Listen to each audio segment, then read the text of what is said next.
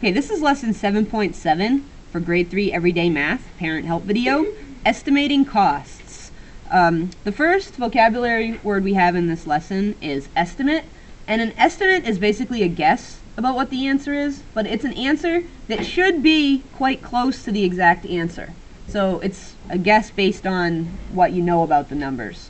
And in today's lesson, actually, kids will be looking at the student reference book, and in the reference book there's like a fake advertisement, and they're going to see a regular price of items here, and they'll see sale prices, okay, for if you buy multiple items of the same thing. They'll be looking at these to try to figure out what they're going to purchase, how much it's going to cost.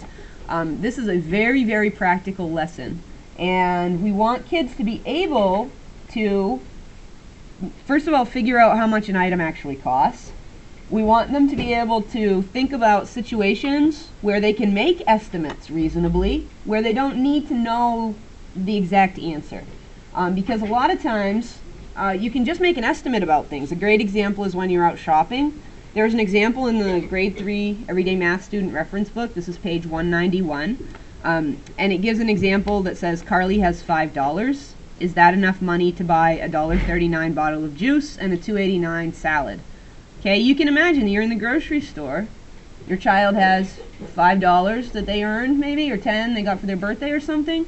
Okay, they want to buy a toy, they want to buy some snacks. Do they have enough? Well, they have to learn how to think about making estimates. So for example, estimating the $2.89 salad up to $3, estimating the $1.39 up to $1.50. Okay, they can see that add those together, it equals $4.50. That's close. Yeah, they have enough. That's not going to be the exact cost, but they're not looking what is the exact cost. They're just looking, do I have enough to buy these things? Okay, and so that's something that, look at the sale papers together.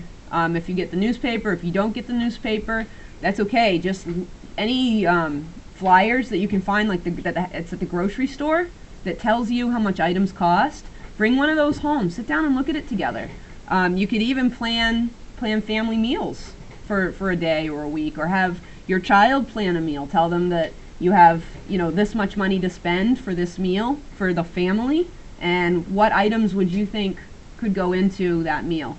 Okay, that's a great family planning, meal planning activity, and would be some fun for everyone.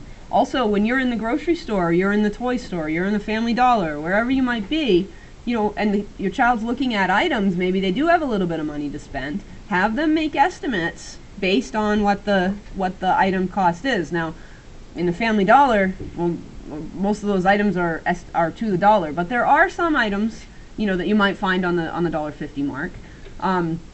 So just use it to make an estimate. And I tell the kids, when in doubt with money, round up, because you don't want to get cut short at the cash register. Okay, you don't want to get to the cash register and find out, oh, actually I don't have enough after all. Okay, that would not be convenient. This lesson, they work on making estimates, seeing how much things actually cost, and also in today's lesson they work on using estimation strategies to solve number stories.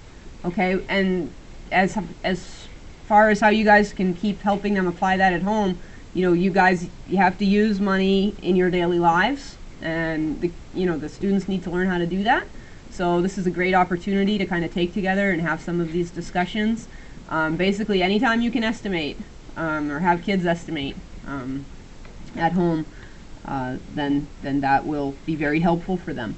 And the other thing you can do is make an estimate and then figure out the exact answer. Because remember, an estimate's a guess, but it should be close to the exact answer. All right, so go ahead, make estimates, figure out what is the exact answer, and then see, how are you getting good at estimating, and see if they're making improvements that way. So that will be very helpful to them and to your family with this strategy. So this is lesson 7.7, estimating costs of grade 3 everyday math.